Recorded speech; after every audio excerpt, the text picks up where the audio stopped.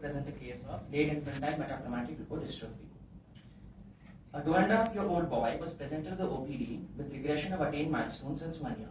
History taking revealed he was apparently asymptomatic 1 year ago, after which he developed gait disturbances, then he was unable to walk without support. It progressed to difficulty in standing, followed by which he was unable to sit or even hold his neck. Initially, this weakness was associated with lax limbs, after which rigidity developed in the last few months.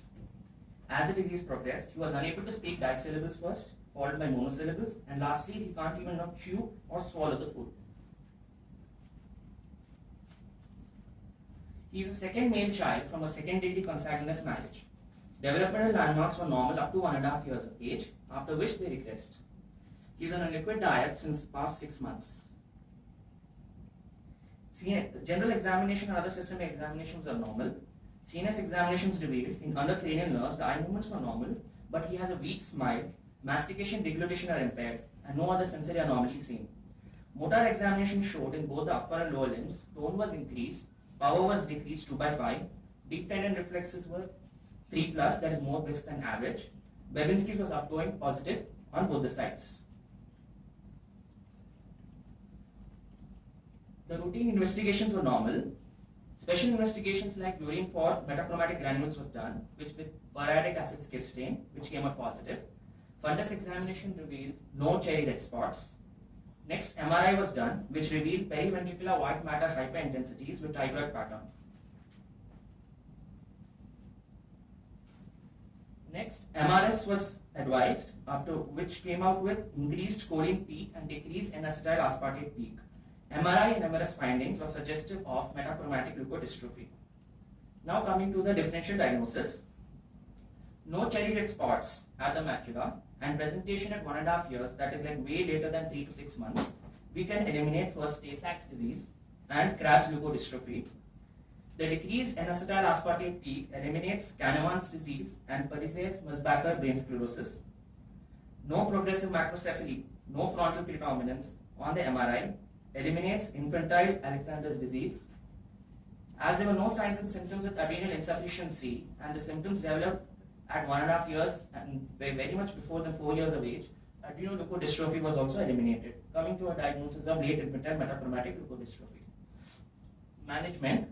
There is no treatment available for this disease.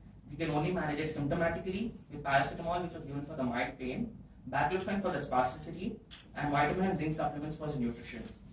At the discharge, physiotherapy, speech therapy, and nutritional assistance was advised. Why is this case? Firstly, on a more ethical, emotional concept, to being given and taken from is worse than being never given at all. So the patient himself must be in such a mental distress with the parents being in distress. Then secondly, I came here to present this case for awareness among the doctors so that they can look out for the high-risk patients and advise them for genetic counseling so that they can do prenatal enzyme assays in the further conceivements. Then, if there are any other children, they can be looked out for the symptoms because the siblings can be manifested with other forms of the disease like juvenile and the adult forms. Then, if history is not taken properly by an inexperienced physician, he can diagnose it as a quadriplegia cerebral palsy initially. And then last but not the least, it's the rarity. It occurs only 1 in 1,60,000 people. Thank you. Syed, from a clinician's point of view, all this was only investigation. You never told me or you never told us what was the clinical diagnosis. This is all, see, when a patient comes to you, first, upfront, do you go for the rarest of rare disease upfront? No. Exactly. So he presented with some symptoms, which was quadriparesis, which was spastic. So you have a 4-tier diagnosis in neurology or in medicine you learn about it, or you're learning about it. So without that 4-tier diagnosis and what is thought upfront, proceeding in a case and presenting a rarer case is asking for trouble. So what is the 4-tier diagnosis? If you can tell me that, that's the end of the discussion. Initially, they diagnosed it as a neurodegenerative disorder. First, started that is an etiological diagnosis which you are telling. A neurodegenerative disorder is the etiology. You have a 4-tier diagnosis now. Okay, functionally, what was the problem? Huh. Anatomically, Yeah. physiologically, and etiologically. The patient actually had gone to many other hospitals with his complaints. So, I'm just asking you it from a clinical point of view. That is more important Okay. for you rather than doing a metachromatic U-shaped EM It finding was a a choline peak and a lactate. quadriplegic spastic paralysis, quadriplegic spastic paralysis. That is where you should have focused. Okay. Then cutting out all the other differentials based on MRI or is subsequent. First is in medicine, it is still the clinical. That's the gold standard. Okay. You understood what Dr. Pana is trying to say is Yes, that sir. your differential diagnosis should start from the clinical diagnosis. You have to first give a clinical diagnosis and then give a differential. Here you are giving a list of differential and working backwards as to what is the diagnosis. You got it? Yes, sir. You might be aware of what happened, but when you present it, you must present it as if you are working towards a differential diagnosis from your primary clinical diagnosis. It is as if Not that- have a list and then say Exactly. it is this. That the computer can also do. It's quite apparent that you picked up this patient. So whenever you pick it up, fine, you pick the patient, but then you should be intelligent enough to go through it, through the sequence. One more thing, can I just take a moment? Something very interesting, tigroid pattern on MRI. Can you just show that MRI film and tell us what is the tigroid pattern? It might come as an MCQ and you all appear for PG.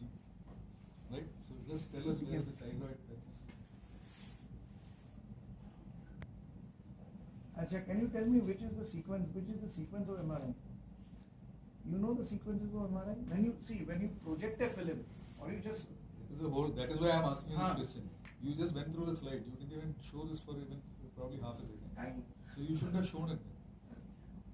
If you are MRI showing me was- this, you should be yeah. able to tell You me should what. design it around the Okay. scene because Like these are the white matter hair densities we can see. Where is No, no, the it is- tigroid pattern? Show me the tigroid pattern. and you've taken it's not been put properly. So when you all put a MRI like this, you must take the representative part only and magnify it and put it on a slide rather than put this entire You see, sequence. you have put the T1 and T2 weightage images both together, and then you will have to tell that sequences kya tha. There was a T1 weighted sequence, a T2 weighted sequence. T1 mein this was seen, on T2 mein that was seen. Take a snapshot of the relevant The part of the relevant. MRI. Right. So whenever you present, take a snapshot of the relevant part of it. And you should be able to point out tigroid pattern. Everybody thinks what is there. What is tigroid? Where is tigroid? This here, sir, over here we can see some slight like grayish lines here in between the white patterns. It gives like a tiger left skin. Yeah. appearance. So that's Not not clearly seen. very It clear. might have been clearly seen if you had magnified only that part. Then everybody goes home with one word.